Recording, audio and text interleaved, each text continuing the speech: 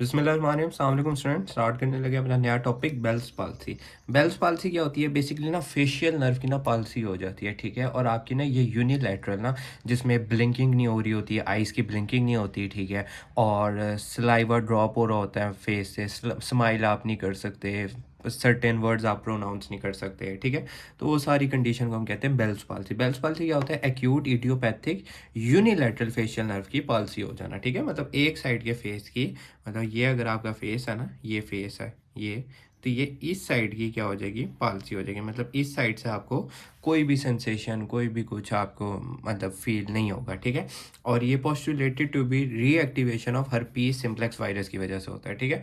और उसके अब बात करते हैं क्लिनिकल फीचर की। क्लिनिकल फीचर क्या होंगे? Intra nuclear facial palsy. इसके बाद ना हमारी दो नीचे आएंगी, सुप्रा न्यूक्लियर और infra nuclear. Infra nuclear facial palsy, central year या पेरिफेरल, इसको भी अभी हम पढ़ेंगे बारी बारी, ठीक है। अच्छा, क्लिनिकल फीचर की बात करें तो ये होता है इंट्रा न्यूक्लियर फेशियल पाल्सी वाले सारे फीचर होंगे। टेस्ट डिसफंक्शन हो जाएगा, हेयरिंग डिसफंक्शन, ये सारी यूनिलैटरल है। मतलब एक साइड से टंग को आपकी टेस्ट नहीं आएगा, एक साइड के एक कान की हेयरिंग नहीं हो रही होगी, टीरिंग हो रही होगी, ठीक है। वीकनेस होगी ऑर्बिक्युलरिस ओरिस की, और लैक्रिमल ग्लैंड की डिसफंक्शन, लैक्रिमल ग्लैंड की क्या हो रही होगी? डिसफंक्शन हो रही होगी। और वेजिकल्स बन जाएंगे in the ear on the palate, जो इंडिकेट करेंगे फेशियल पाल्सी किसकी वजह से है? हर्पीज जोस्टर, हर्पीज में बनते हैं ना वेजिकल रैश वगैरह, तो वो बन जाएंगे, ठीक है। क्लिनिकल फीचर एक मैं जनरल बात करूँ ना, तो पेन अराउंड ईयर होगा, नमनेस होगा, लॉस ऑफ रिंकल होगा, इनएबिलिटी टू क्लोज आइज होगा, और टेस्ट इंपेयरमेंट होगा। उसके बाद इसके जनरल सा ट्रीटमेंट होता है, हम प्रेडनिसोलोन देते हैं 40 to 60 mg daily for a week speed recovery के लिए, और if given within 72 hour, मतलब जैसी हुआ ना, अगर आपने 72 आवर्स में दे दी ना प्रेडनिसोलोन, तो वो चांसेस होते हैं जल्दी ठीक हो जाए। और 80% ऑफ पेशेंट रिकवर हो जाते हैं स्पॉन्टेनियसली 12 वीक के अंदर अंदर, ठीक है। और तीसरा हम प्लास्टिक सर्जरी भी करा सकते हैं। इन्वेस्टिगेशन हम क्या करा सकते हैं? क्लिनिकल, सीटी, एमआरआई, ग्रेजुअल ऑनसेट और रिकरेंट पाल्सी, ये सारी आ गई इन्वेस्टिगेशन। बुक में मेंशन है, ये लिख लेना। और उसके अलावा ना हम ट्रीटमेंट में इसकी आई केयर्स भी करा सकते हैं, मतलब उसको आर्टिफिशियल टीयर दे सकते हैं, आई पैच लगा सकते हैं, आर्टिफिशियल ड्रॉप्स दे सकते हैं, ठीक है।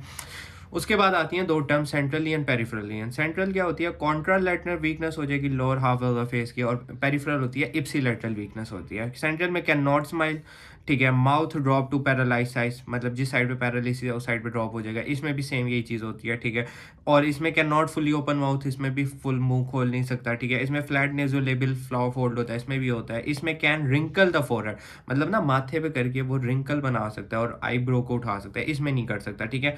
आई डस्ट क्लॉज, इसमें आइज बंद हो सकते हैं, इसमें नहीं हो सकती। इसमें बेल्स फिनोमेना एब्सेंट होता है, इसमें प्रेजेंट होता है। इसमें टेस्ट इफेक्ट नहीं होता है, इसमें होता है। इसमें हेयरिंग नहीं इफेक्ट होती, इसमें इप्सिलैटरल हाइपर अकोसिज्म होती है, ठीक है। मतलब हल्की हल्की हेयरिंग भी डिफेक्ट हो रही होती है। इसमें इंक्रीज होते हैं फेशियल रिफ्लेक्स, इसमें नॉर्मल होते हैं। इसमें no atrophy of facial muscle, इसमें एट्रोफी हो जाती है, ठीक है। उसके बाद हम बात करते हैं कार्पल टनल सिंड्रोम की। कार्पल टनल सिंड्रोम क्या होता है? कंप्रेशन हो जाती है मीडियन नर्व के एट लेवल ऑफ रिस्ट, मतलब कि ये मेरा हाथ है ना, मतलब यहाँ से स्टार्ट करके ये यहाँ तक, ये इन एरिया पे ना मीडियन नर्व होती है, ये ऐसे करके ना, और ये बैक पे करके आ रही होती है। तो इसकी अगर कंप्रेशन हो जाए ना, इसको कहते हैं कार्पल टनल सिंड्रोम, ठीक है। मोस्ट कॉमन होती है वुमेन में, और फ्रीक्वेंट होती है, फ्रीक्वेंटली बायलैटरल होती है। रिस्क फैक्टर की बात करें तो प्रेगनेंसी हो गई, हाइपोथायराइडिज्म हो गया, माइलोइडोसिस हो गई, diabetes, acromegaly, arthritis, repeated motion of wrist, मतलब बार बार वो उसको रिपीट कर रहा है, इसकी वजह से कार्पल टनल सिंड्रोम हो सकता है। क्लिनिकल फीचर की बात करें तो उसको पेन होगा, नंबनेस होगी, पैरास्थीसिया होगा इन थंब, इंडेक्स, मिडल और radial side of ring finger में, ठीक है। उसके बाद इसमें क्या आता है? एप हैंड अपेयरेंस होगी, डिफिकल्ट टू अपोज थंब होगा, टिनल साइन और फेलन साइन। ये नाम आपको पता है एमसीक्यूज के लिए कि कार्पल टनल सिंड्रोम में कौन से साइन होते हैं?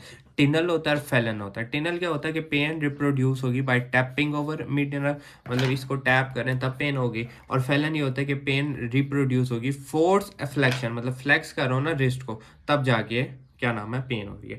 और ट्रीटमेंट की बात करें ना, तो ट्रीटमेंट में बेस्ट इनिशियल थेरापी क्या होती है? रिस्ट में स्प्लिंट लगवा लें to immobilise hand, avoid manual activity, steroid injection देना और सर्जिकल डिकम्प्रेशन करा दें।